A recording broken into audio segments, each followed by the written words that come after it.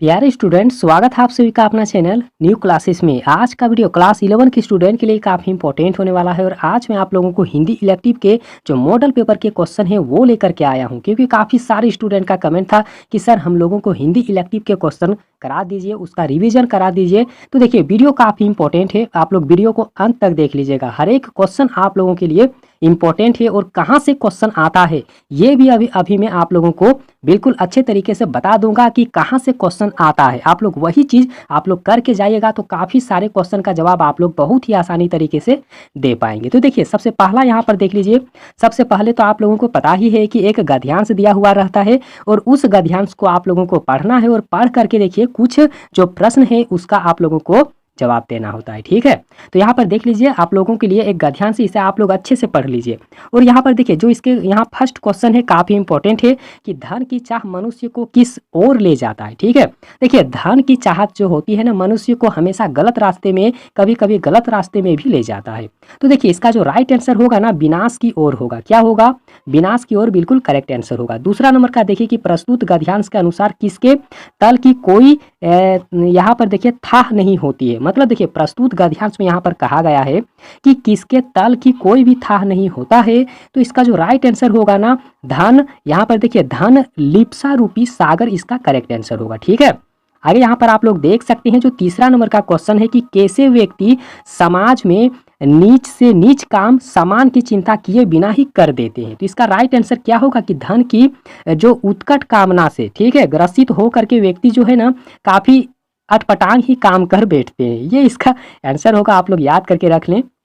और यहाँ पर आप लोग देख सकते हैं जो 4 नंबर का क्वेश्चन है ना कि धन लोलुप्तों को समाज कैसी दृष्टि से देखता है। ठीक है, मतलब धन के जो लालच होते हैं, ठीक है, धन के जो लालच होते हैं वैसे व्यक्ति को समाज आखिर किस दृष्टि से देखता है। तो देखिए वैसे जो है ना इसका राइट आंसर होगा हे दृष्टि। क्या होगा? हे दृष्टि से देखता है समाज उसे। आगे देखिए अगला जो क्वेश्चन है ना काफ़ी इंपॉर्टेंट है कि प्रस्तुत गद्यांश का शीर्षक बताइए। कोई एक शीर्षक आप लोगों को बताना है कि क्या हो सकता है। तो देखिए धन लिप्सा का परिणाम इसका करेक्ट आंसर होगा। और देखिए पैसेज जो होता है, मतलब गद्यांश जो होता है ना वो कभी भी एग्जाम में एक जैसा सेम नहीं होता है। जैसे कि मैं आप लोगों को अभी बता रहा हूँ, ये जरूरी नहीं है कि यही गद्यांश आप लोगों को एग्जाम में पूछ दे। ठीक है, लेकिन हाँ कभी कभी ऐसा होता है कि जो बताते हैं ना वही आता है, लेकिन हमेशा ऐसा नहीं होगा।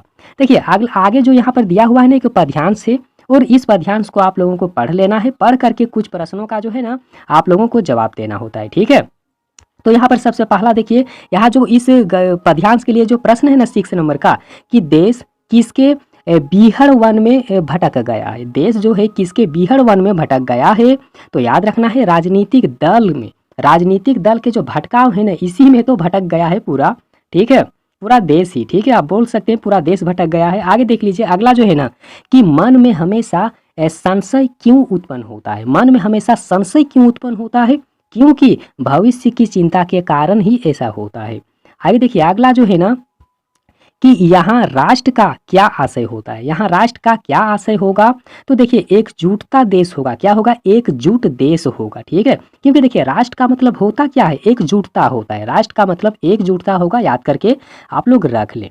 आगे देखिए 9 नंबर का जो क्वेश्चन है ना कि प्रस्तुत पद्यांश का उचित शीर्षक बताइए। तो देखिए शीर्षक क्या होना चाहिए कि देश और नेता होगा इसका अच्छा शीर्षक। ठीक है, और यहाँ पर देखिए जो अगला क्वेश्चन है ना कि संशय शब्द का अर्थ क्या होगा। संशय का मतलब क्या होगा?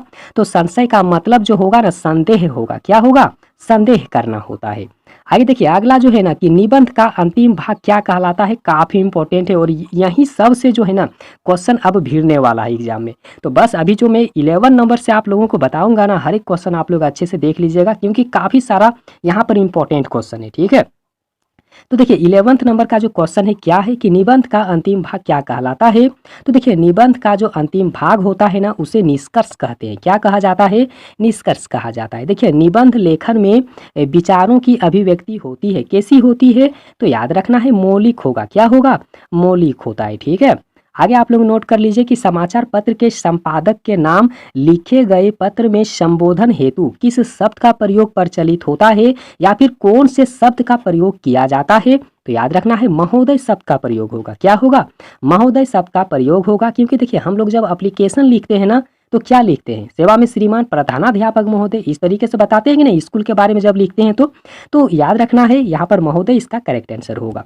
आगे आप लोग नोट कर सकते हैं कि जन संचार माध्यमों का प्रमुख कार्य क्या होता है। तो देखिए जन संचार का मतलब होगा क्या, क्या होगा कि सूचना देना भी हो सकता है और शिक्षित करना भी होगा। मतलब यहाँ जो पहला है ना बिल्कुल इसका राइट आंसर होगा। यही सब क्वेश्चन एग्जाम में आएगा, आप लोग अच्छे से याद करके बिल्कुल भी रख लें, ठीक है।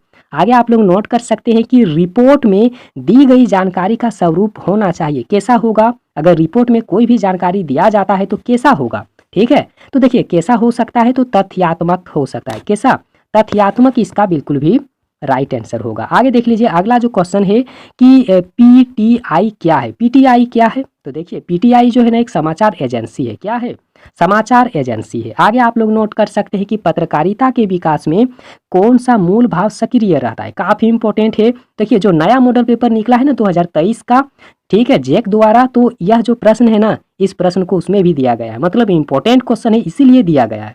तो देखिए इसका राइट आंसर होगा ना जिज्ञासा होगा, क्या होगा, जिज्ञासा इसका करेक्ट आंसर होगा। आगे आप लोग देख सकते हैं कि सिनेमा और रंगमंच की तरह रेडियो एक दृश्य माध्यम है, ठीक है। रेडियो एक क्या है, दृश्य माध्यम है नहीं, बल्कि यहाँ पर क्या है, क्वेश्चन आप लोग अच्छे से पढ़ लीजिएगा और देखिए इसका जो राइट आंसर होगा ना श्रव्य माध्यम होगा, क्या होगा, श्रव्य माध्यम होगा। क्यों, क्योंकि देखिए क्वेश्चन आप लोग मिला के पढ़िएगा तब तो समझ में आएगा ना।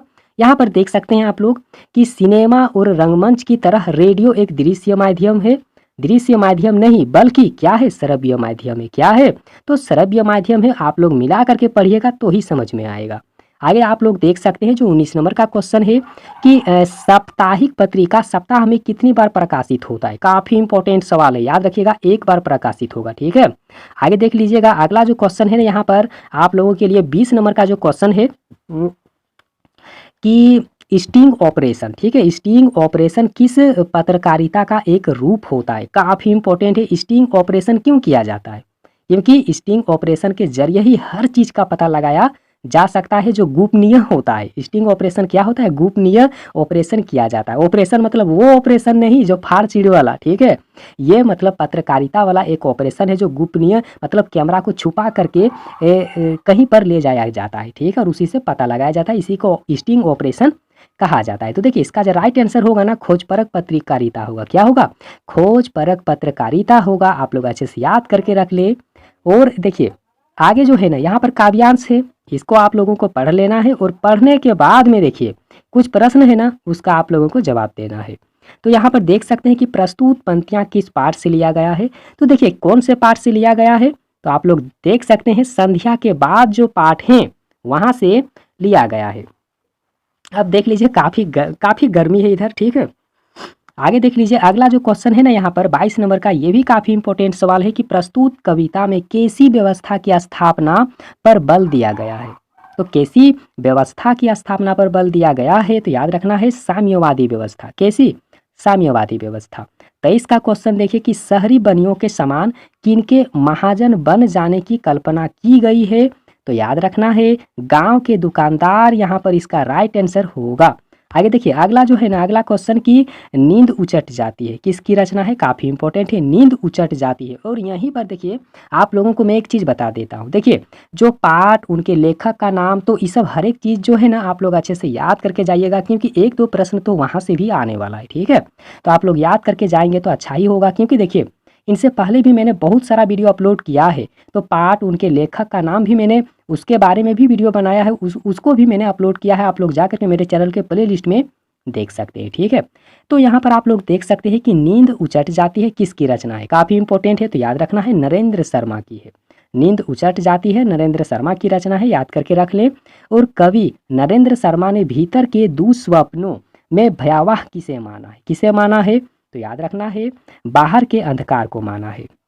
आगे देखिए अगला जो क्वेश्चन है ना यहाँ पर 26 नंबर का कि देखिए रिश्ते हैं लेकिन खुलते नहीं हैं, रिश्ते हैं लेकिन खुलते नहीं हैं, तो कवि के सामने ऐसी कौन सी विवशता है, ऐसी कौन सी आपत्ति है जिससे जो है ना आपसी रिश्तों में मतलब नहीं खुलते हैं, आपसी रिश्ते जो है ना वो नहीं खुलते हैं, काफ़ी वहाँ पर डिस्टेंस हो जाता है। तो देखिए इसका जो राइट आंसर होगा ना गरीबी होगा। क्या होगा? गरीबी होगा। अगर देखिए हर किसी के पास में गरीबी होगा ना तो रिश्ता बनेगा ही नहीं, बिल्कुल भी नहीं बनेगा। यहाँ पर देखिए अगला जो क्वेश्चन है ना कि सीखता सलील समीर सदा से, सीखता देख लीजिए सीखता सलील समीर सदा से पंक्ति में कौन सा अलंकार है? तो यहाँ पर देखिए अलंकार की बात हो रहा है ना तो अनुप्रास अलंकार इसमें छुपा हुआ है। आगे देखिए अगला जो है ना कि जाग तुझको दूर जाना है, कविता में क्या प्रेरणा दी गई है या फिर क्या प्रेरणा उससे मिलता है? तो याद रखना है कठिनाइयों से जूझने की जो मतलब प्रेरणा है वो मिलता है। ठीक है, आगे देखिए अगला जो है ना यहाँ पर कि महादेवी वर्मा को अपने किस काव्य कृति के लिए भारतीय ज्ञानपीठ पुरस्कार प्राप्त हुआ था, उसे मिला था? तो याद रखना है यहाँ जो दिया हुआ है ना यामा में ही उसको पुरस्कार मिला था। कौन सा पुरस्कार? तो ज्ञानपीठ पुरस्कार उसे दिया गया था। ठीक है, यामा इसका बिल्कुल करेक्ट आंसर होगा। अगला क्वेश्चन आप लोग देख सकते हैं जो 30 नंबर का क्वेश्चन है कि प्रकृति का सुकुमार कवि किसे कहा गया है? काफी इंपॉर्टेंट है। और देखिए जो न्यू मॉडल पेपर है ना उसमें भी यह क्वेश्चन को दिया गया है, मतलब काफ़ी इंपॉर्टेंट है, याद करके आप लोग बिल्कुल भी रख लें। ठीक है, सुमित्रा नंदन पंत होगा। सुमित्रा नंदन पंत को ही प्रकृति का सुकुमार कवि कहा जाता है, आप लोग याद करके रख लें। आगे आप लोग देख सकते हैं फिर यहाँ गद्यांश है, इस गद्यांश को पढ़ना है और पढ़ करके फिर देखिए कुछ प्रश्नों का आप लोगों को जवाब देना है। ठीक है, देखिए प्रस्तुत पंक्तियों के लेखक कौन है? प्रस्तुत पंक्तियों के लेखक कौन है? तो याद रखना है अमरकांत होगा। क्या होगा? अमरकांत होगा। आगे आप लोग देख सकते हैं कि घर में मक्खियों का भिन भिनाना पंक्ति से घर की कैसी अवस्था का संकेत मिलता है? तो देखिए घर में जो है ना अगर दरिद्रता रहेगा तो मक्खी तो भिन भिनाएगा ही। ठीक है, तो याद रखना है दरिद्रता इसका राइट आंसर होगा। आगे आप लोग देख सकते हैं अगला जो क्वेश्चन है ना कि विभाग की कलरकी से किनकी छटनी हुई है? तो देखिए विभाग की जो कलरकी है ना वहाँ से मुंशी चंद्रिका प्रसाद की छटनी हो गया था। ठीक है, आगे देख लीजिए अगला जो क्वेश्चन है यहाँ पर कि ज्योतिबा फुले ने किस प्रकार के मानसिकता पर प्रहार किया है? और काफ़ी इंपॉर्टेंट सवाल है, याद करके रख लें। देखिए ज्योतिबा फुले ने रूढ़िवादी मानसिकता पर प्रहार किया है। किसमें? रूढ़िवादी मानसिकता पर। आगे देखिए अगला जो क्वेश्चन है ना कि गजानन माधव मुक्ति बोध के अनुसार व्यवहारिक सामान्य बुद्धि क्या है? तो देखिए गजानन माधव गजानन माधव मुक्ति बोध के अनुसार अगर आप लोग चलेंगे तो वहाँ पर अगर सामान्य बुद्धि की बात किया जाए तो इसका राइट आंसर क्या होगा कि अपनी बुद्धि विवेक से लोगों को प्रसन्न करना चाहिए। ये इसका बिल्कुल करेक्ट आंसर है और ऐसा ही होता है।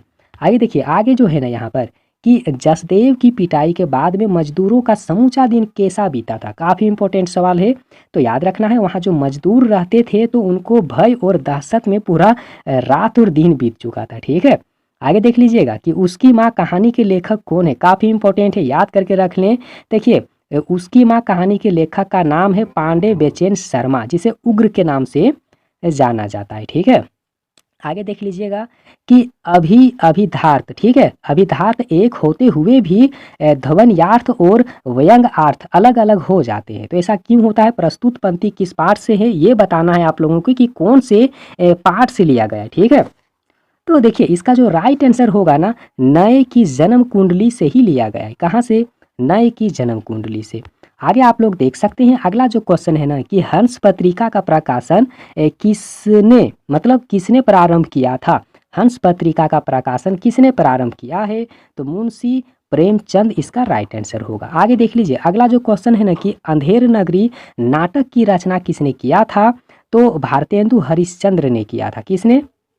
भारतेंदु हरिश्चंद्र ने। आगे देख लीजिए अंडे के छिलके पाठ में बिना अंडे का क्या बन रहा कि मतलब वहाँ पर देखिए अंडे के छिलके पाठ में बिना अंडे का क्या बन रहा था वहाँ पर? तो आप लोग पढ़े होंगे तो आप लोगों को पता होगा कि वहाँ पर अंडे का हलवा बन रहा था। किसका? यहाँ पर देख सकते हैं कि मतलब पाठ में बिना अंडे का क्या बना रही थी? बिना अंडे का हलवा बना रही थी। तो यहाँ पर देख सकते हैं आंसर हलवा होगा इसका। ठीक है, आगे आप लोग देख सकते हैं कि शरत चंद लिखित उपन्यास का नाम बताइए। तो इनके जो उपन्यास है ना उपन्यास का नाम होगा श्रीकांत। क्या होगा? श्रीकांत होगा। ठीक है, आगे आप लोग देख सकते हैं कि आवारा मसीहा में लेखक ने शरत चंद की तुलना किससे किया है? किससे किया गया है? तो देखिए रॉबिन हुड से किया गया है। किससे? रॉबिन हुड से। आगे देख सकते हैं कि किसकी मृत्यु के बाद में मकबूल घर में बिल्कुल गुमसुम सा रहता था। तो इसका राइट आंसर होगा दादा की मृत्यु के बाद में, ठीक है। और देखिए अगला जो क्वेश्चन है ना, यहाँ पर देखिए, और इस वीडियो का बिल्कुल भी अंतिम क्वेश्चन है। अंडे के छिलके पाठ के आरंभ में अम्मा की कैसी तस्वीर उभरती है? तो परंपरावादी स्त्री के रूप में उनका जो तस्वीर है वो उभरती है।